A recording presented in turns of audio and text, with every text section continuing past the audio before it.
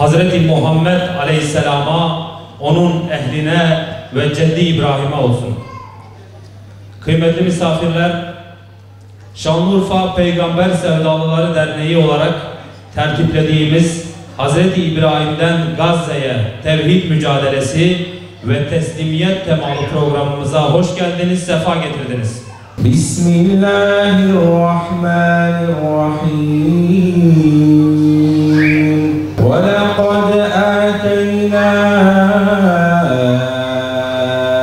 إِبْرَاهِيمَ رُشْدَهُ مِنْ قَبْلُ وَكُنَّا بِهِ عَالِمِينَ إِذْ قَالَ لِأَبِيهِ وَقَوْمِهِ مَا هَذِهِ التَّمَاثِيلُ الَّتِي أَنْتُمْ لَهَا عَاكِفُونَ. Ve Gazze, asrın Nemrutlarına tevhid ve gayret baltasıyla kafa tutan ve kanlarıyla dünya emperyalizmini dize getiren muvahhid Müslümanların beldesi. Sormayın halimi, utanırım, anlatamam. Kelimeler yetmez, mısralara sığdıramam. Başım dumanlı, gözlerimde çırplar. Bir damla yaş yok ki gözlerimden aktamam. Sormayın halimi, utanırım, anlatamam. Kelimeler yetmez, mısralara sığdıramam.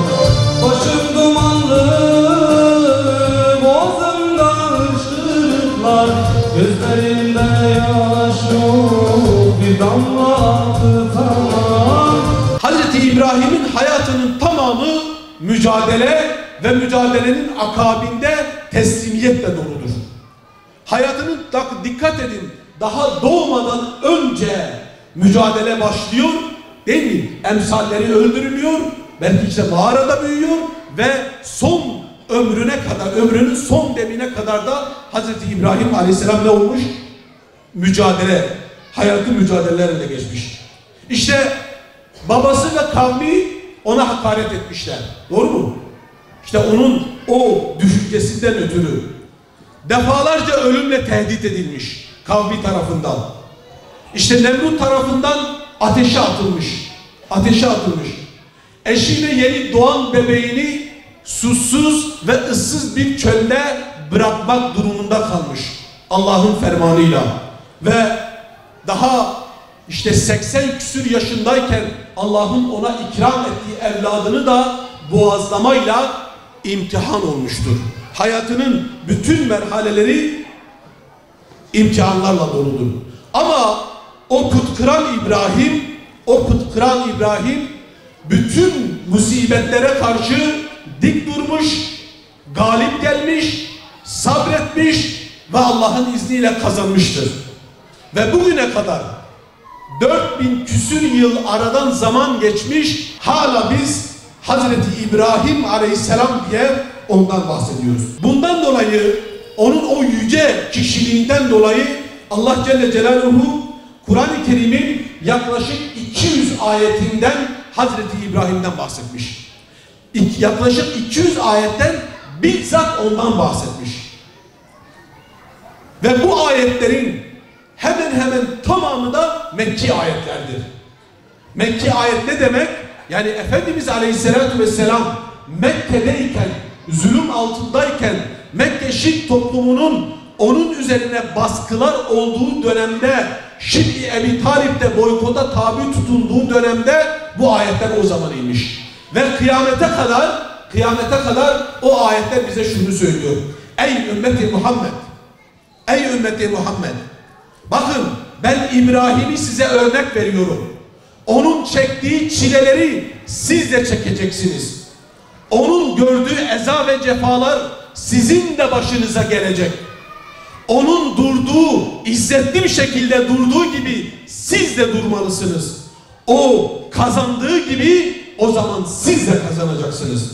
Evet kardeşlerim, Hazreti İbrahim Aleyhisselam, put kıran İbrahim nasıl putları kırdıysa, eğer 4000 küsür yıl sonra Urfa'dan karşımda duran şu yiğit var ya, şehit Hasan saklanan, eğer Kudüs'e kadar gitmişse ve orada Siyonist çetelere ölümcül darbe vurmuşsa işte İbrahim'i olduğundan dolayıdır. Hazreti İbrahim Kur'an-ı Kerim'in yaklaşık 200 ayetinde direkt olarak Allah ondan bahsetmiş ve yaklaşık 25 surede de, bakın dikkat buyurun, 25 surede de direkt ya da dolaylı Allah Celle Celaluhu ondan bahsetmiştir. Hazreti Süleyman'dan bu yana Allah Celle Celaluhu Yahudilere, İsrail oğullarına devlet vermemiş.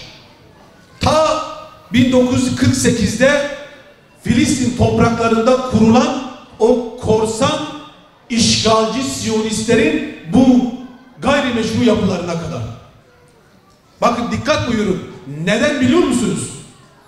Çünkü Yahudiler bulundukları her ortamda güç ve kuvvet sahibi olduklarında toplumları ezmiştir.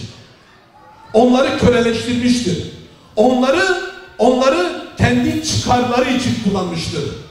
Ve düşüncelerine göre olaya şöyle bakıyorlar. Diyorlar ki Allah bizi en üstün ırk olarak yaratmış. Ve bizim dışımızda yaratılan her insan, hatta her canlı bize hizmet için yaratılmıştır. Dolayısıyla onların düşüncesine göre onların dışında yaratılan herkes onlara hizmet için vardır. Bundan dolayı kendilerinin dışında bulunan herkese her türlü muameleyi reva görmüşler ve en kötüsü bunu kendilerinde bir hak olarak görmüşler. Ve bundan dolayı yeryüzünde Hazreti Süleyman'dan bu yana onlara devlet nasip olmamış, güç, kuvvet ve otorite sahibi olmamışlar. Hakim olmadıkları dönemlere gelince bulundukları her ortamda fitne kazanını kaynatmışlar. Bakın, peygamberlerin tarihine bakın, Yahudilerin tarihine bakın ve günümüzdeki Yahudilerin durumuna bakın veya 100 yıl, 200, 300 yıl önceki tarihe bakın, hep aynı karakteri göreceksiniz. Güçlü olduklarında zulmeden, zulüm etmiyorsa zulüm yapamadıklarındandır. Güçlü olmadığı dönemlerde ise ortalığı karıştıran, fitne kazanını kaynatan yapı olmuşlardır. Filistin'de, bakın dikkat edin, Filistin topraklarında işgalci olarak bir sözde devlet kurdukları zamanda tarihe bakın, Avrupa'nın muhtelif ülkelerinde bunlar sürekli fitne fesat yaptıkları için bütün devletler tarafından varoşlarda, gettolarda kalmak durumunda kalmışlar. Ve sürekli ikinci sınıf insan muamelesi görmüşler. Niye? Çünkü başlarını kaldırdıkları anda fitne yapıyorlardı. Ve Osmanlı'nın yıkılışından sonra Avrupa ve Rusya ve diğer ülkeler kendi işlerinde bu çıbanı temizleyip atmak için bir yer aradı, bir coğrafya aradı. Ve onların daha önce işgal etmiş oldukları Filistin topraklarında Müslümanların yaşadığı coğrafyanın tam merkezinde zehirli bir hançer gibi bu melun yapıyı getirip oraya yerleştirdiler.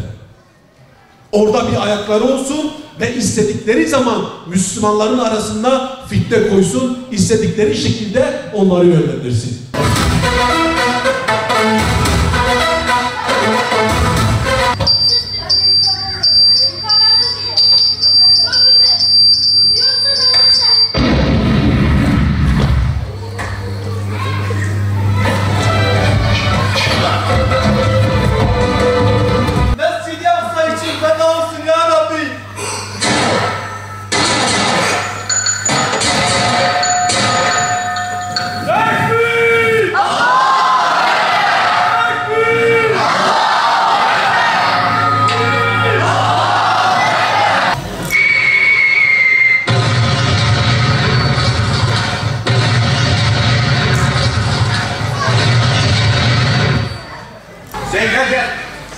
Evet teşekkürler. Gazze'nin yayınlarımıza devam ediyoruz. Ve duyduğumuz sesler üzerine buraya geldik. Ve aldığımız bilgiler üzerine Burada top oynayan çocuklar bombayla vurulmuş. Gördüğünüz bu toptan ambulansın sedyesine kadar her yer kana bulanmış. Ey insanlar, ey Müslümanlar, ey İslam ülkelerinin liderleri, bunları görmüyor musunuz? Bunlar da Müslüman değil mi? Bunlar da insan değil mi? Hiç vicdanınız bunlara el veriyor mu? Evet, gördüğünüz çocuk burada top oynuyordu. Bunun ne günahı vardı? Bu ne için?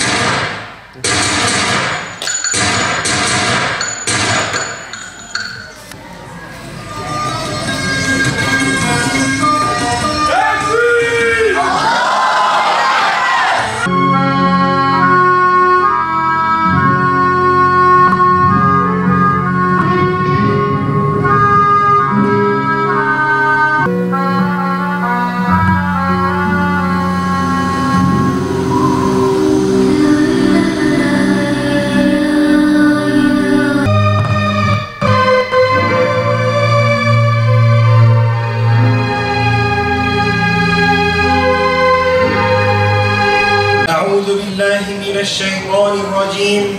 Bismillahirrahmanirrahim. Ey Rahman ve Rahim olan Allah'ım, tevhid mücadelesinin öncüleri olan elçilerinden Halilullah sıfatına mazhar olmuş Hazreti İbrahim aleyhisselamı nasıl ki Nemrud'un ateşinden selametle çıkarttıysan, ümmeti Muhammed'in üzerine yağan fitne ve zulüm ateşinden de azat eyle Allah'ım.